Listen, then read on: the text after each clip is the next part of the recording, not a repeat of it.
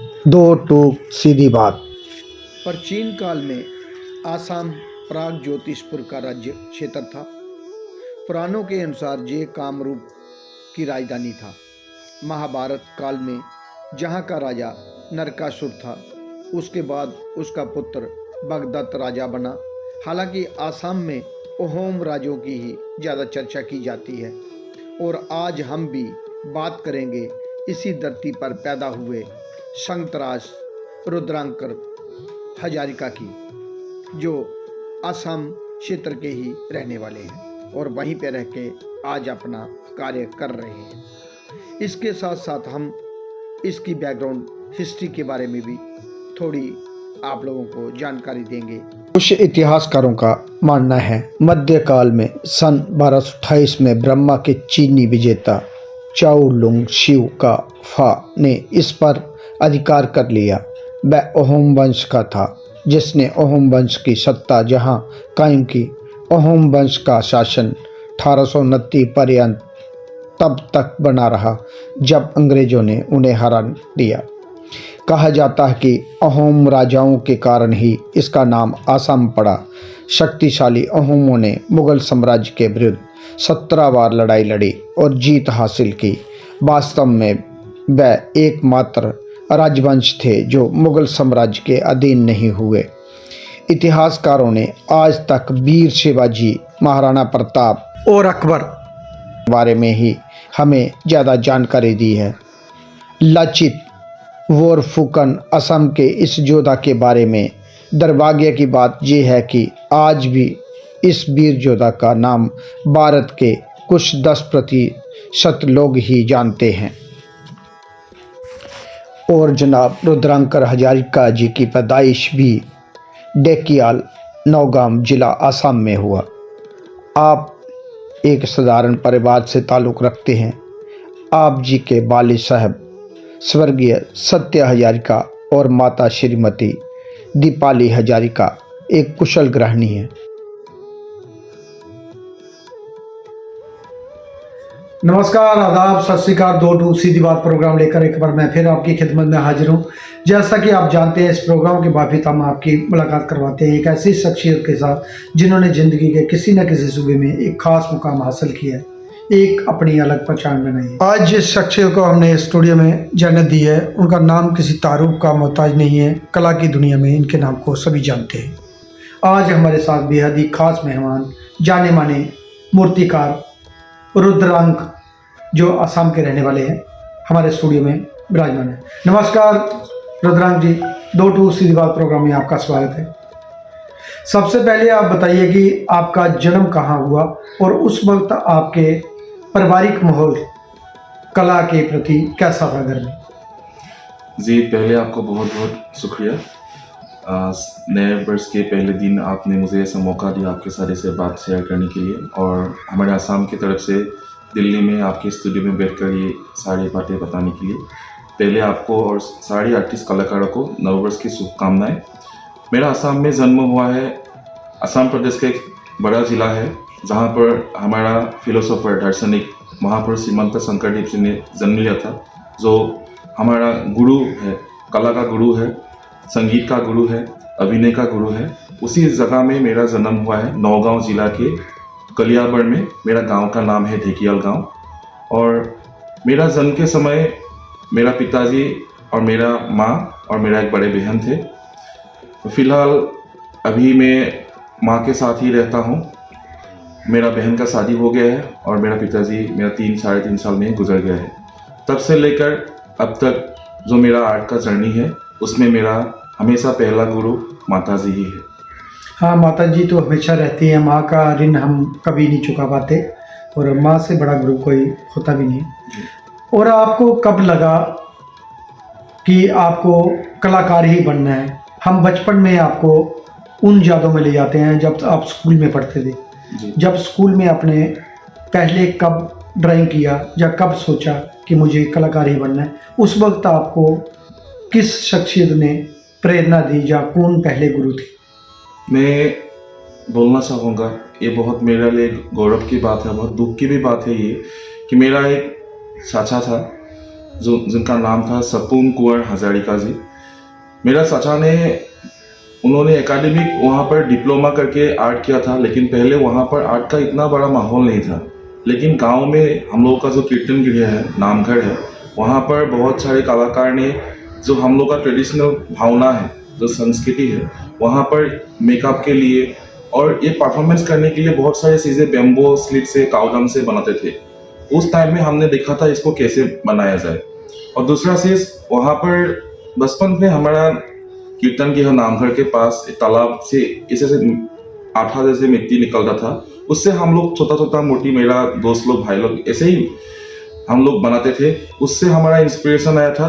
तभी मेरा जो साथा था सपून कुंवर जी, उन्होंने मुझे बताया कि तुम आर्ट में चलो।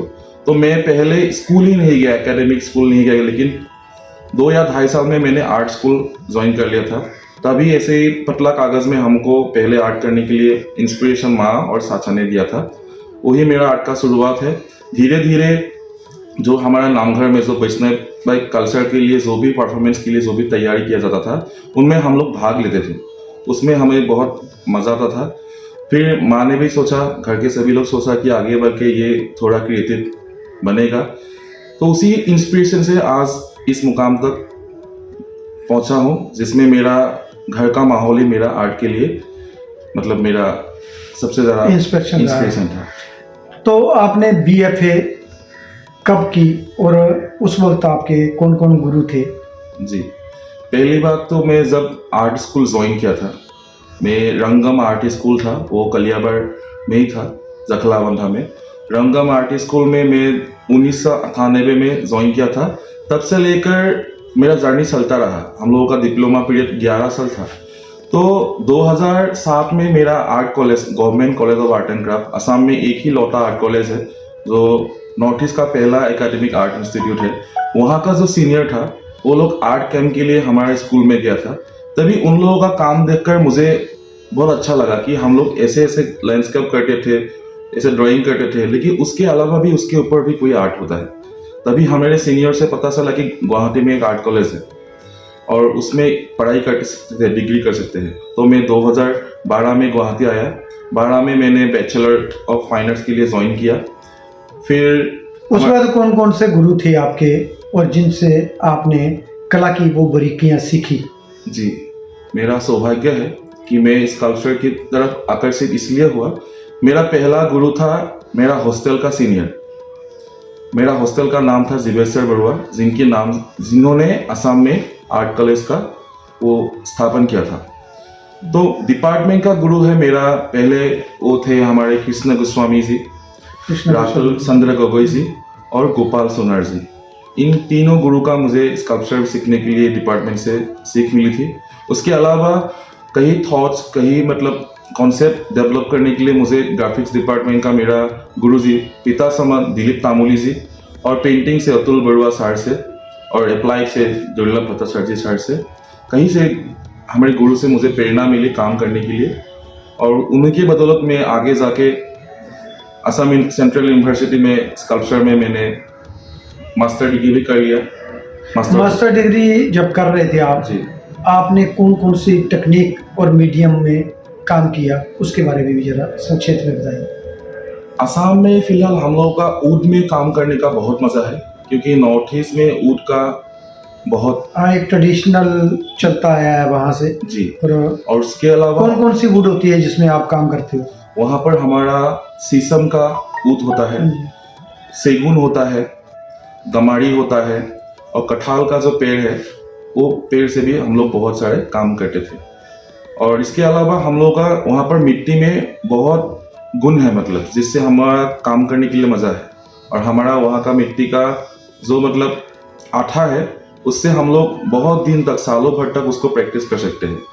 कई कई जगह पे हमने काम किया बाहर सीखने के टाइम में। हाँ, उसमें प्लास्टिसिटी बहुत ज़्यादा है और उसमें एक संतुलन रहती है हाँ, काम करने में। जी। इसके अलावा हम लोगों को अगर बड़े पैमाने में अगर काम करना हो, फिर हम अभी जो आधुनिक तरीके में जो फाइबर ग्लास का जो काम होता है, उसी को भी हम लोगों ने time to time medium develop करने के लिए फाइबर ग्लास के भी काम बहुत सारे किए थे। लेकिन मुझे स्पेशली ऊद और टेराकोटा जो फायरिंग प्रोसेस है ट्रेडिशनल, उसमें काम करने के लिए मुझे ज़्यादा अच्छा लगता है। लेकिन दुर्भाग्य है कि अभी हम दिल्ली में आके देखे हैं कि यहाँ पर इतना बड़ा बड़ा स्टोन का काम होता है, हर स्टेट में काम होता है।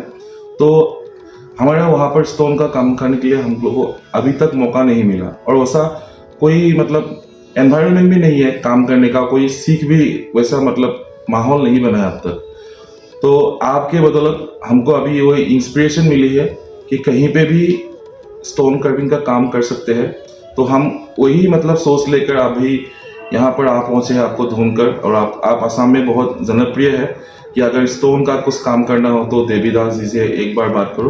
वो सारे मेरे दिल्ली में बहुत सारे एक्सपर्ट बैठे हैं, बहुत सारे कलाकार हैं जी। जो स्टोन में काम करते हैं। जी। मैं हाल ही में ये जो लोकल स्टोन आज आपको बताया, लोकल स्टोन में काम कर रहा हूँ। यहाँ लोकल स्टोन में कम लोग काम कर रहे हैं जी। उसमें हर जगह इसका कारण था, जो नए लड़के आते थे बोलते थे कि मेरे पास मटेरियल नहीं है, मैं पैसा नहीं है। तो मैंने लोकल स्टोन में काफ़ी देर से ये काम कर रहा हूँ, और ये सारा काम जो था नए लोगों के लिए था, जो लोकल स्टोन हर जगह में मिलता है। और मैंने जगह जगह जाके कैंप भी किए। मैं नागालैंड में कैंप करके आया था, वहाँ का लोकल स्टोन था। असम में भी बहुत सारा लोकल स्टोन था जिसमें काम किया जा सकता है।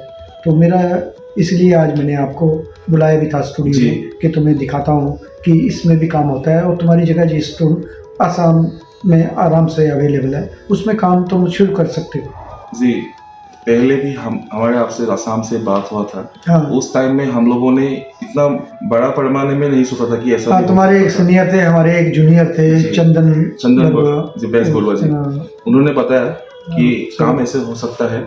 तो उस टाइम से लेकर अभी तक कोरोना के बाद थोड़ा 2-3 साल गैप हो गया है, लेकिन देर हो गया फिर भी हम लोग अभी मन में बहुत खुशी है, क्योंकि हम लोग यहाँ पर आपका काम विजुअली देख चुका हो। और हम वहाँ पर अभी नया साल में एक जुनून लेके जाएंगे कि असम में बड़े पैमाने में अभी स्टोन का काम शुरुआत हो। उसका शुरुआत भगवान ने सहाय तो आपसे ही हो, और हम भी आपके शिष्य बन के वहाँ पर नहीं, हमेशा सीखता आदमी हर उम्र में काम सीखता है। लेकिन मेरा एक प्रयास रहता है, जैसे आप आज आए, मैंने लोकल स्टोन बताया आपको, तो आपने मुझे भी बताया कि हमारे यहाँ ये स्टोन, मैंने कुछ रॉ मटेरियल दिखाया आपको, तो आपने बोला जी हमारे यहाँ आराम से अवेलेबल होता है। तो मैंने इसलिए उस पर थोड़ा सा डेमो भी दिया आपको, कुछ काम के सैंपल भी दिखाए जो मैं अभी रिसेंट कर रहा हूँ।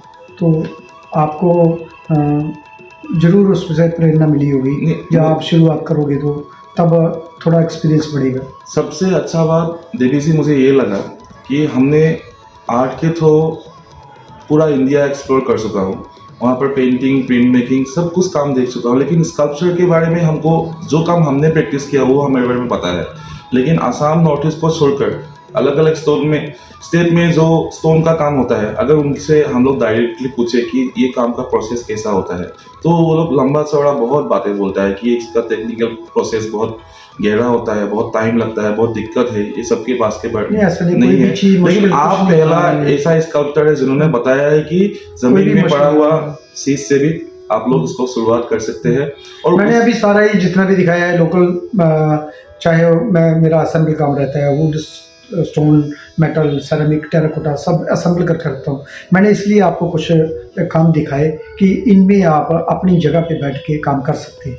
जी, उससे मतलब हमको हिम्मत मिली है कि एज ए स्कल्पटर नहीं, कोई भी अगर कॉमन मैन को आप जैसे आप हमको इंस्पिरेशन दिया है, बताया है, तो कोई भी आके इसे सीखने के लिए आग्रह करेंगे। लेकिन यही बात अगर 10 साल पहले अगर हम लोग को मौका मिलता तो शायद असम में बहुत पहले ही ये काम का शुरुआत हो जाता था। लेकिन हम लोग कोशिश करेंगे कि जैसे एकेडमी यहाँ पर शुरुआत हुआ है, वैसे एकेडमी के बारे में आपने भी हमको बताया है, वहाँ पर भी हम लोग चाहेंगे कि ललित कला का वहाँ पर भी एक माहौल हो। ऑलरेडी ललित कला का सेंटर तो गुवाहाटी में है जी। आप वहाँ जो आला अधिकारी बैठे हैं, हमारे इधर चेयरमैन है वो नागदास जी आर्टिस्ट हैं, वो आप लोगों की जरूर मदद करेंगे। आप उधर एकेडमी अपने बल पे, अपने बलबूते पे वहाँ स्टोन मंगवा सकती है और वहाँ काम शुरू करवा सकती है। मुझे लगता है कि वहाँ होगा भी। आप बोल रहे हैं कि वहाँ नहीं होता, तो अगर नहीं होता तो होना चाहिए, क्योंकि मीडियम कोई बड़ी बात नहीं है। सरकार चाहे तो सब कुछ होता है। आर्टिस्ट से हम लोगों को सपोर्ट मिल रहा है और सम्मानीय नागदास जी भी हमारे वहाँ पर गए थे, हाल ही में गए थे। उन्होंने बताया है कि हमारे एकेडमी से एक दिन का बात है, हम यहाँ पर सेंटर खोल सकते हैं। लेकिन हमारा गवर्नमेंट अभी फ़िलहाल वहाँ पर हम लोग को वो आर्ट के मामले में सपोर्ट नहीं मिल रहा है, जिससे कि पूरा आर्टिस्ट कम्युनिटी बहुत डिप्राइव है और बहुत दुख में है, क्योंकि जो गवर्नमेंट से जो सपोर्ट दूसरे स्टेट को मिलता है आसाम तक अभी तक नहीं मिला है। अभी तो बीजेपी की सरकार है वहाँ, वो तो फंडिंग की कोई कमी होनी नहीं चाहिए। वो लोग तो सब जगह काम करवा रहे हैं, वहाँ भी करवाएंगे। आप उस चैनल से चलेंगे, उन तक अपनी आवाज़ पहुँचाएंगे तो ज़रूर होगा। जी, हमारा आसाम में अभी फ़िलहाल फिल्म लाइन में, म्यूज़िक लाइन में गवर्नमेंट पूरा सपोर्ट कर रहा है, हमको दिखाई दे रहा है। लेकिन विजुअल आर्ट के मामले में हमको छोड़ के आप किसी से भी पूछ लीजिए, 1 रुपये भी गवर्नमेंट विजुअल आर्टिस्ट को सपोर्ट में नहीं ले रहा है। ये बहुत दुख की बात है। लेकिन फिर भी गवर्नमेंट सपोर्ट करे ना करे, आप लोगों से जो मदद मिली है, जो सीख मिली है, उसी से हम प्रेरणा लेकर हम लोग हर लोकल में आप काम कर सकते हो। वहाँ बहुत सारा स्टोन है, बहुत सारी ऐसे चीज़ें हैं जिसमें आप काम कर सकते हैं। जी, हमने हाल ही में केरला में गया था, कोची बिनालय, बाहर के स्टेट में देखा था। वहाँ पर ट्रेडिशनली जैसे प्रैक्टिस होता है वही माहौल दिल्ली में भी है, बॉम्बे में भी है, कोलकाता, भुवनेश्वर, उड़ीसा, हर स्टेट में है। राजस्थान में तो वो मतलब रजवाड़े दिन से होता ही रहा है। हाँ, वो माहौल बनाना पड़ता है। उधर एक आप संस्था बनाइए, आप लोगों को इकट्ठा कर दीजिए और एक आर्टिस्ट कमेटी बनाइए, तो आप मिलके भी यंग जनरेशन है, आप शुरू कर सकते हैं। जी, दिक्कत यह है कि अगर ये सब काम करने के लिए बाहर प्रकृति ने जो ये सील का जो भंडार दूसरे स्टेट में दिया है, हमारे दिमाग में एक अफवाह फैला हुआ था वैसा स्टोन असम में नहीं है। तो अभी क्या होगा, गवर्नमेंट को हम अपील करेंगे कि जो भी प्रकृति ने हमको दिया है उसी में काम कर सकते हैं। उसके लिए सिर्फ गवर्नमेंट को हमको सपोर्ट, ऑलरेडी गवर्नमेंट बहुत सारे स्कॉलरशिप फेलोशिप देती है, आप उन लोगों को अप्लाई करिए। वहाँ तक इन्फॉर्मेशन नहीं मिलती है तो हम अपने बहुत सारे मैं ग्रुप चलाता हूँ, उस ग्रुपों के माध्यम से आप देख सकते हैं, उस समय पे अप्लाई कर सकते हैं। नहीं तो ललित कला की वेबसाइट में जाइए, मिनिस्ट्री ऑफ कल्चर की वेबसाइट में, मिनिस्ट्री ऑफ फेयर की वेबसाइट में जाइए, तो बहुत सारी आपको इन्फॉर्मेशन वो भी मिलेगी। रुद्रंग हजारिका जी, आप किस विषय को लेकर अपना कार्य करते हैं और उसमें कौन कौन माध्यम व तकनीक का इस्तेमाल करते हैं, जरा संक्षेप में बताइए। जी, जैसे जन्म से मेरा शुरू वैष्णवाइट कल्चर में मेरा जन्म से काम का शुरुआत हुआ था। आगे बढ़कर मेरा गुरुजी कृष्ण गोस्वामी जी, रातुल गगोई जी, दिलीप तामोली जी, सभी गुरु ने मुझे वैष्णवाइट कल्चर के ऊपर काम करने के लिए प्रेरणा दिया है। तो मैं उसी माध्यम को लेकर अभी wooden sculpture of panel of Assam, जो शंकरदेव, महापुरुष श्रीमंत शंकरदेव के टाइम में जो 14 BC में जो काम हुआ था, जो ट्रेडिशनल बेस था जी, उस काम को मतलब आज से 600-700 साल पहले जो प्रैक्टिस होता था वो अभी नहीं होता है।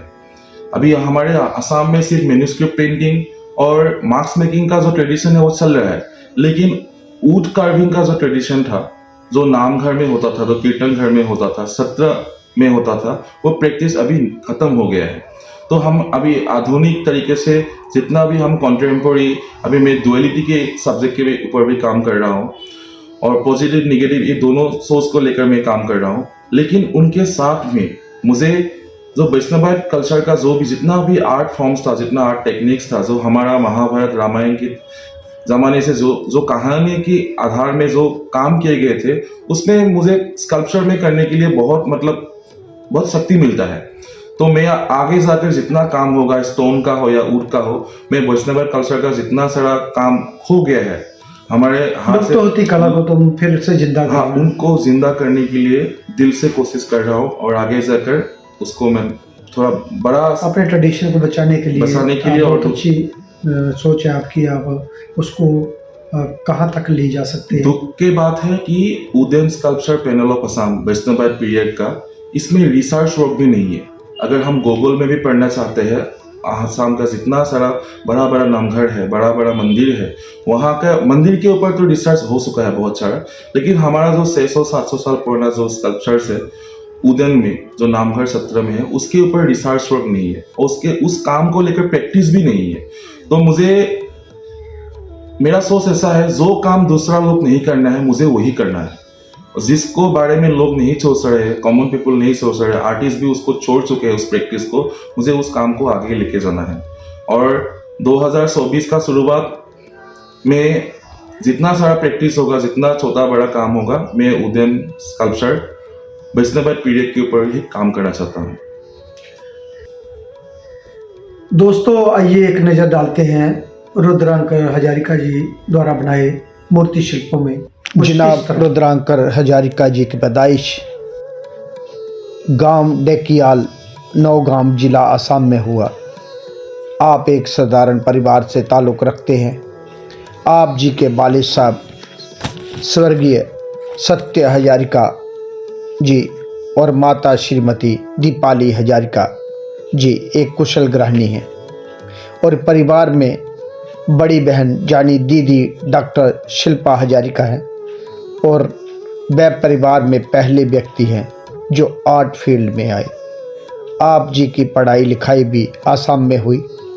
उसके बाद आप जी ने अपना रुख कला की ओर किया और अपनी BFA की स्नातक डिग्री भी गुवाहाटी आर्ट कॉलेज असम से की और उसके बाद मास्टर ऑफ फाइन आर्ट की पढ़ाई भी पूरी की।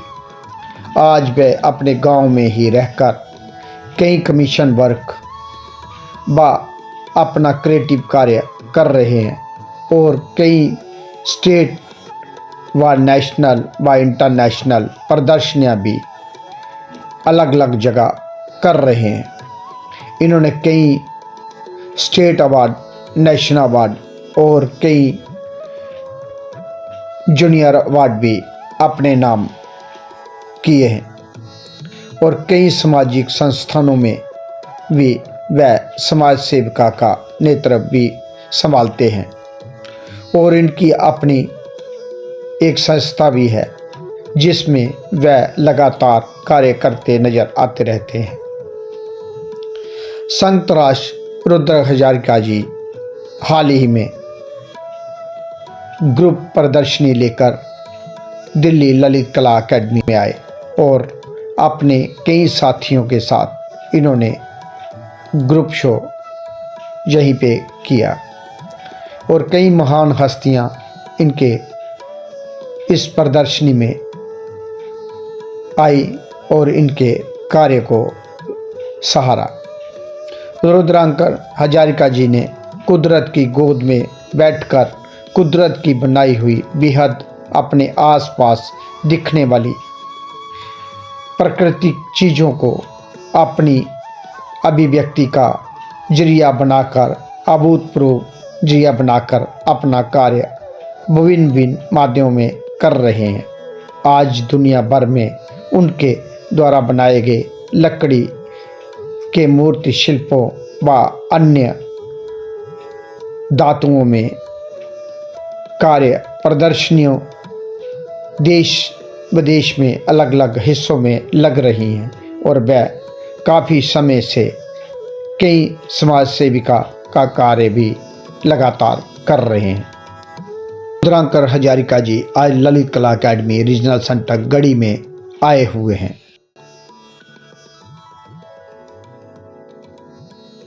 रुद्रांकर हजारिका जी, अब तक आपने किन किन जगहों पे प्रदर्शनियां लगाई, जरा उसके बारे में संक्षेप में बताइए। जी, 2012 से 2018 तक पहला मेरा ग्रुप एग्जीबिशन चल रहा था। वो हमारा कॉलेज का एनुअल एग्जीबिशन था। वहाँ से शुरू होते होते हम मास्टर डिग्री तक जब पहुँचे, तब से उस टाइम में हमने केरल में पहला एक बिनाले में मेरे इंस्टॉलेशन आर्ट के थ्रू मेरा काम का प्रदर्शनी हुआ था बाहर में। फिर कोलकाता में हुआ था, उड़ीसा में हुआ था। इन तीनों स्टेट में लगातार एक ही साल में मैंने किया था, 2018 में। उससे पहले भी 2014 में मैंने केरल में गया था बिनाले में, जो सेकेंड बिनाले था, उसमें भी मैंने भाग लिया था। और उससे पहले अगर उस बात करूं तो 2007 में मुझे कोलकाता में स्टेट लेवल से मुझे सिलेक्शन हुआ था। कोलकाता का रावा एसोसिएशन के नाम से कंपटीशन होता था ऑल इंडिया में। कोलकाता से वहाँ से मुझे नवरत्न का टाइटल मिला था और वहाँ पर मेरा काम का प्रदर्शनी भी हुआ था। और मुझे नगद पैसा भी मिला था बहुत। उससे मुझे बहुत मतलब इंस्पिरेशन मिला कि आर्ट के काम के थ्रू ऐसे अगर कुछ पैसा अगर माँ पिता को अगर काम आए, आर्ट के थ्रू अगर कुछ दे सको तो आगे जाकर उससे बहुत मतलब उत्साह मिलता है।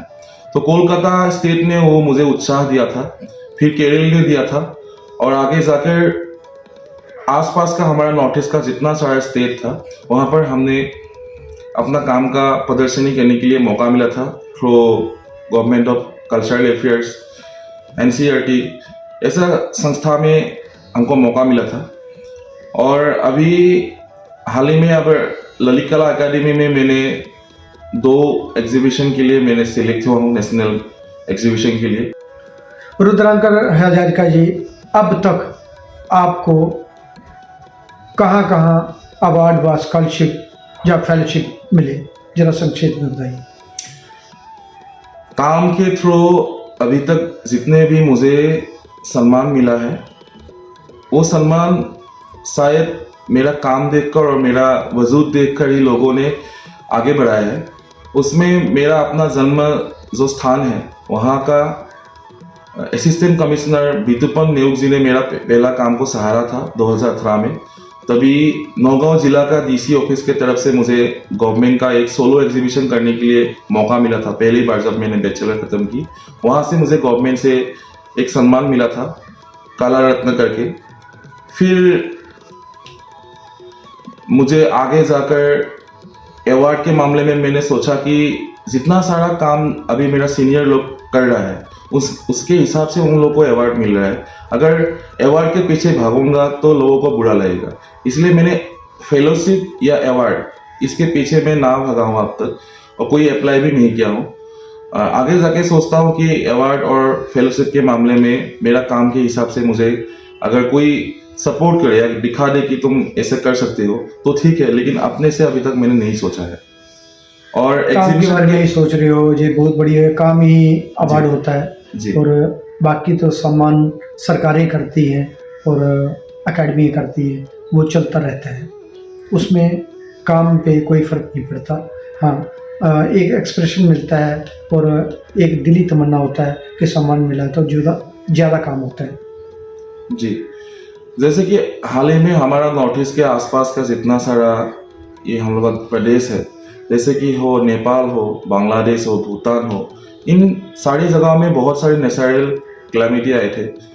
उनमें हम लोगों का दोस्त लोग जो आर्टिस्ट कम्युनिटी से बिलोंग करते हैं, हम लोग राइड के लिए जाते हैं, वहाँ पर हम लोग नेचुरल कैंप करते हैं और उस कैंप के करने के बाद ही तुरंत हम लोग उन लोगों को मदद करने के लिए पहुँच जाते हैं। क्योंकि कैंप के दौरान हम लोगों को जो भी मतलब काम करके जो पैसा मिलता था उसी पैसे से हम लोगों ने उन प्रदेश में जाकर लोगों को मदद किया हो, और उससे 2 साल बाद उन लोगों ने हम लोग को रिवार्ड के थ्रू कुछ सम्मान दिया था, जो कि मतलब कोई गवर्नमेंट सेक्टर से नहीं था, लेकिन वो हमारे लिए बहुत था। क्योंकि जो काम हम लोगों ने बिना कोई स्वार्थ से किया था वो भी आज अब तक वो लोग हमको सहारे हैं कि आगे जाके उनको जो भी अच्छा काम करने के लिए सोचेंगे। सोशल वर्क करते हैं आप, समाज सेविका हैं और उसके लिए भी आप हमेशा आगे रहते हैं। और उसका शुरुआत हमारा कॉलेज में से ही हुआ था। जब मैं पढ़ाई कर रहा था तो हमारा गवर्नमेंट कॉलेज का हाल बहुत ख़राब था। हमारा कॉलेज का लैंड भी छीन लिया गया था, तो एक गवर्नमेंट कोई प्रोसेस के थ्रू डिपार्टमेंट का सारा हम लोग का टीचर लोग का मतलब रिटायरमेंट का टाइम आ गया था हम लोग के निकलने से पहले, तो पूरा कॉलेज ही बंद होने वाला था असम का। ये बहुत कड़वी सच है, और गवर्नमेंट भी नहीं चाहता था कि असम में कोई आर्ट कॉलेज का कोई फंडिंग या ऐसा कुछ हो। कोई ड्राइंग सिखाने के लिए हमारा गुरुजी चॉक पेंसिल भी घर से खरीद के लाके हमको बोर्ड में सिखाता था। ऐसा भी दिन हमने देखा है। पानी पीने के लिए भी इंस्टीट्यूशन में कुछ नहीं था। तो हम लोग आर्ट सीखने के टाइम में हम लोग मतलब थोड़ा प्रोटेस्ट में भी हम लोग को घुसना पड़ा, और वो प्रोटेस्ट इतना दूर जाके पहुंचा था कि गवर्नमेंट को ये कहीं ना कहीं फील हुआ कि आर्ट को असम में डेवलप करना है, और उसके दौरान ही हम लोगों को थोड़ा अभी कॉलेज को मौका मिला है। उससे शुरुआत होते होते आज भी हम लोग आर्टिस्ट के लिए लड़े हुए हैं, लेकिन शुरुआत कॉलेज से ही हुआ था और आज भी वो जारी है। आगे जाके हम लोग को बहुत सारे आर्ट डेवलपमेंट के लिए काम करना है। उसमें कला संगठक के हिसाब से हम लोग को काम कर रहे हैं, चाहे हमको बाहर के स्टेट की तरह काम करने के लिए मौका मिले या ना मिले, लेकिन वैसा मौका वैसा ही काम हमको असम में, नॉर्थ ईस्ट में भी लाना है। उसके लिए हम लोग कड़ी मेहनत कर रहे हैं। रुद्रांकर हजारिका जी, अब तक आपने सरकारी व गैर सरकारी संस्थाओं में कहाँ कहाँ आपका कार्य लगा हुआ है, जहाँ कहाँ कहाँ आपने दिया हुआ है, जरा उसके बारे में संक्षेप में बताइए। कॉलेज के टाइम से अगर शुरुआत किया जाए तो पहले हम लोग अपना काम को कमर्शियल आर्ट वर्क के थ्रू हम लोग अपना काम को प्रमोट करते थे। ऐसा नहीं होता था कि हम लोगों का काम पहले से किया हुआ है, कोई आके खरीदे या उसको मतलब सम्मानजनक तरीके से हम लोगों से लिया गया है। लेकिन हम लोगों ने बहुत मेहनत करके अपना काम को प्रदर्शित करने के लिए बहुत कम पैसे में, जिससे कि हम लोगों का काम का कोई मूल भी नहीं निकलता है, उस टाइम से हम लोग अपना काम को लोगों को बीच फैलाए हैं। ऐसे काम फैलते फैलते आगे जाके हमें सब डिविजनल गवर्नमेंट जो डीसी का ऑफिस होता है वहाँ जाके पहले 2017 में मेरा 3 साल रिलीफ आर्ट वर्क गवर्नमेंट ने खरीदा और वो बहुत कम पैसा था उस टाइम में। हम लोगों का काम का लागत ही आता था, खर्चा आता था 25 से 30 हज़ार रुपये। वो भी हमको नहीं मिला था, लेकिन कुछ तो वो रिटर्न देता था। वो काम का पैसा नहीं था, लेकिन कुछ रिटर्न अमाउंट वो लोग देता था। हम उसी से बहुत खुश थे कि चलो कोई शुरुआत तो हुआ है। लेकिन जैसे दिल्ली और बॉम्बे में जैसे आर्ट का मार्केट है, आर्ट को जो रिस्पेक्ट है, वहाँ असम में अब तक नहीं है। जो भी काम हम लोग काम करते हैं वो लोग सिर्फ कमर्शियली देखते हैं और कमर्शियल ही खरीदते हैं। और अभी तक हम लोगों ने जितना भी काम दिया है सब कुछ हम लोगों ने कमर्शियली ही काम किया हो। और ऐसे एग्जीबिशन से हम लोगों का काम अभी तक सेल नहीं हुआ है। थोड़ा एग्जीबिशन जैसे दिल्ली बॉम्बे में काम का सेल होता है, वैसा माहौल असम में स्कल्पचर की अभी तक नहीं आया है। और वहाँ का लोग, हमारा असम का जितना भी अमीर लोग है, जो भी आर्ट की तरफ आकर्षित है, वही लोग दिल्ली में बॉम्बे में आकर काम खरीद लेते हैं अगर वो काम दिल्ली बॉम्बे में प्रदर्शित हो। लेकिन वही काम अगर हम लोग अपना गैलरी में अगर प्रदर्शित करें तो वो काम वहाँ से नहीं खरीदते हैं। तो पता नहीं, ये शायद वहाँ कल्चर डेवलप नहीं हुआ, वहाँ नई पीढ़ी को उसको करना पड़ेगा। पैसा कम या ज़्यादा बात की बात होती है, पहला काम आपको घर घर तक पहुँचाना होगा जी।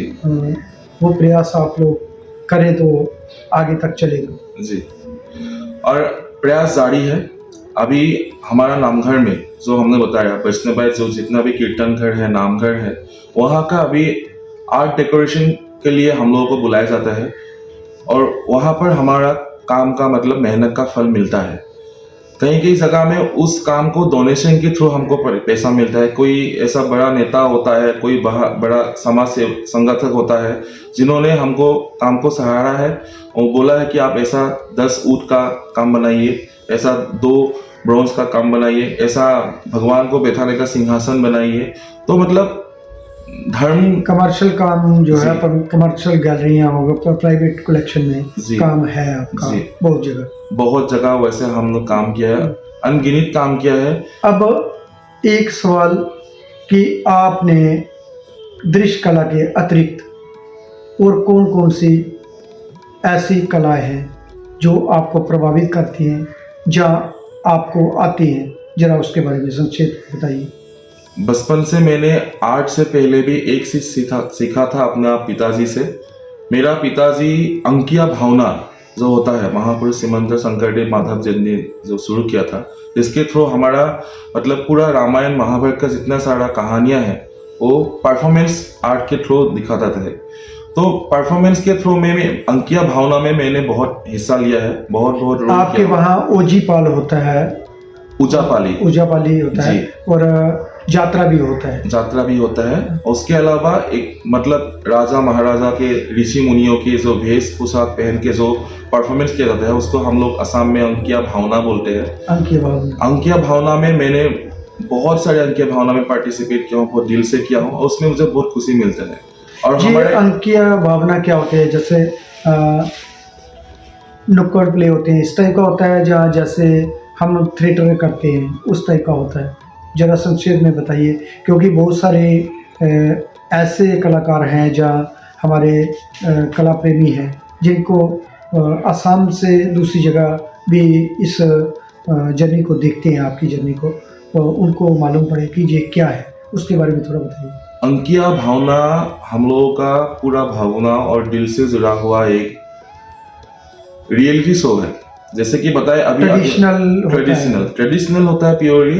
अंकीय भावना में हम लोगों का गीत होता है, संगीत भी होता है, अभिनय भी होता है, पोशाक का भी आर्ट फॉर्म होता है, मेकअप भी होता है। उसके साथ साथ जैसे कि हनुमान जी ने, राम जी ने, लक्ष्मण जी ने रावण के साथ कैसे युद्ध किया था, कैसे सीता माँ को लंका से कैसे वापस लाया था, जैसे जिस तरह का कहानी है उस कहानी को, एक एक कहानी को लोगों को दिखाने के लिए अंकीय भावना का मतलब शुरुआत हुआ था। एक मंच होता है, जो मंच हम लोगों का जो गुरु गृह है, जहाँ पर हम लोग प्रार्थना करते हैं, भगवान को प्रेयर करते हैं, उस प्रेयर एक ओपन हॉल होता है, ओपन स्पेस होता है, एक मंदिर में ही होता है, ये सब उसी में होता है। चारों तरफ भगत वैष्णव देव बहता रहता है, साथ ही साथ गाँव का, शहरों का सारे लोग चारों तरफ फैला हुआ होता है। कोई बैठ के भी देखता है, अंदर बाहर भी देखता है, ऑडियंस बहुत होता है और मजा आता है। मतलब ये चारों तरफ से देखते हैं और बीच में मंच के सामने हम लोग का गुरु का आसन होता है, भगवान को जहाँ पर हम लोग प्रार्थना करते हैं।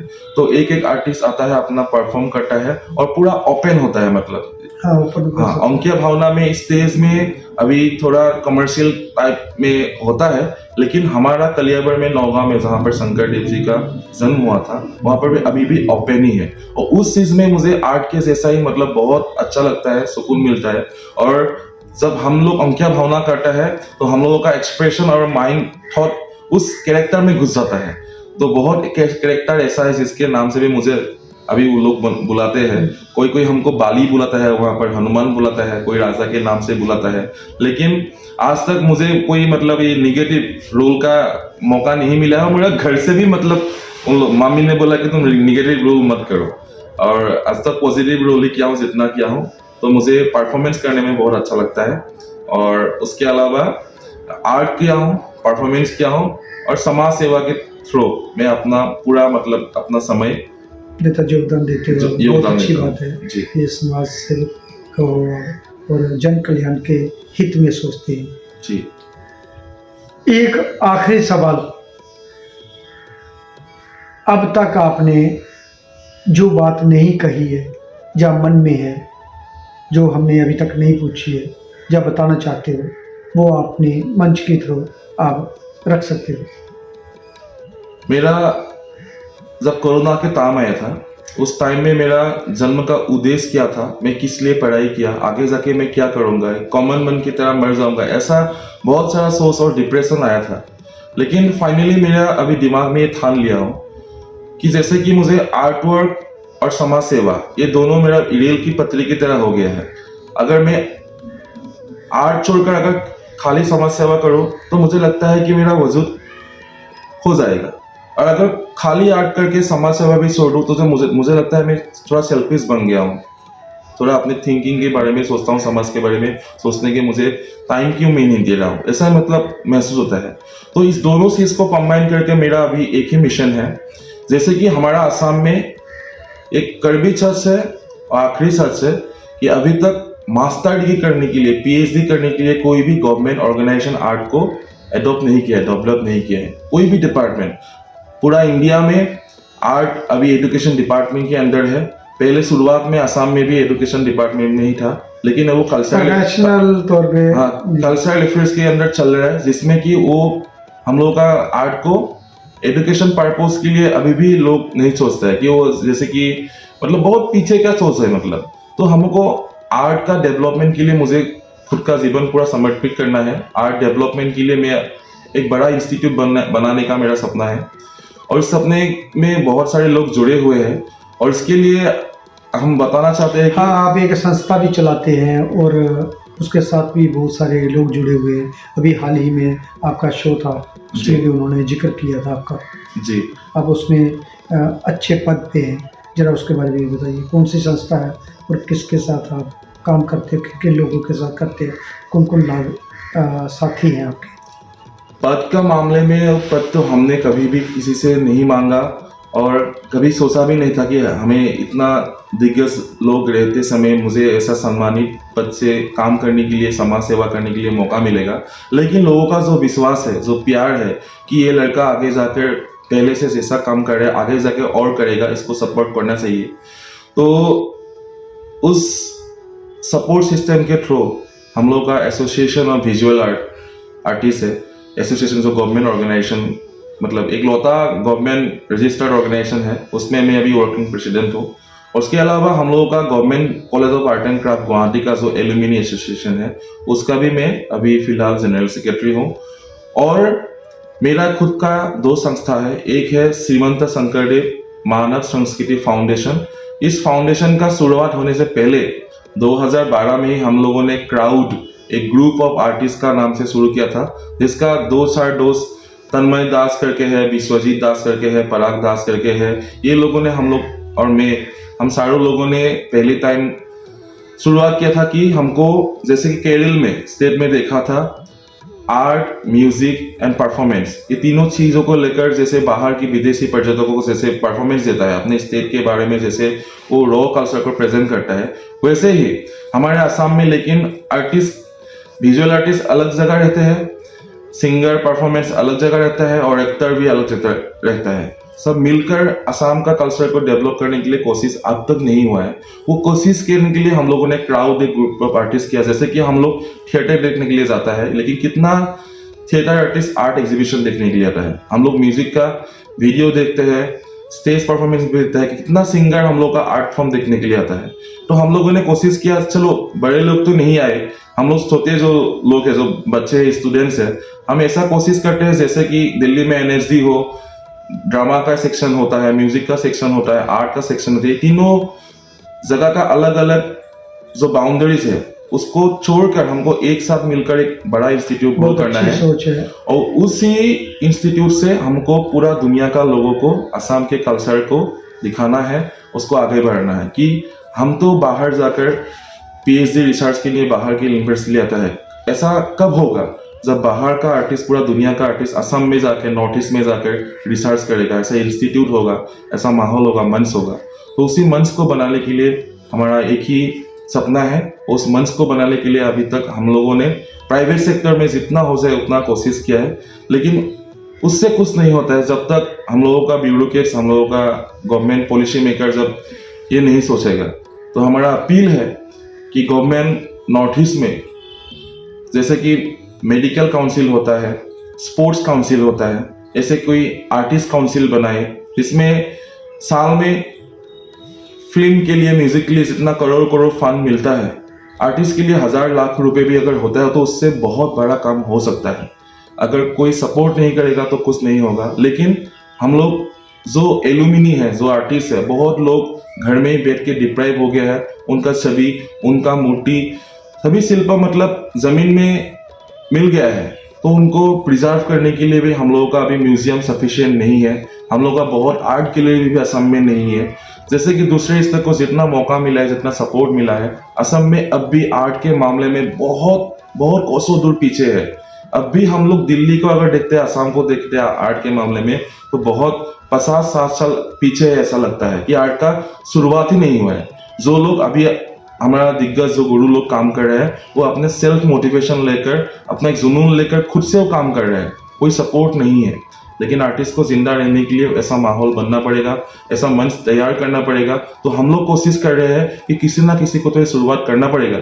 तो हम लोग उस शुरुआत को वहाँ पर लाना सकते हैं। तो पहले ही शुरुआत किया था, लेकिन फंडिंग की वजह से कुछ नहीं हो पा रहा है। लेकिन बिना फंडिंग के भी हम लोग कैसे काम कर सकते हैं, इसके लिए हम लोग सोचते सोचते आगे बढ़ते बढ़ते आप जैसे लोगों को मिला है, जिसके माध्यम से आज अभी 2026 में पता चला है कि ऐसे भी आर्ट का डेवलप हो सकता है।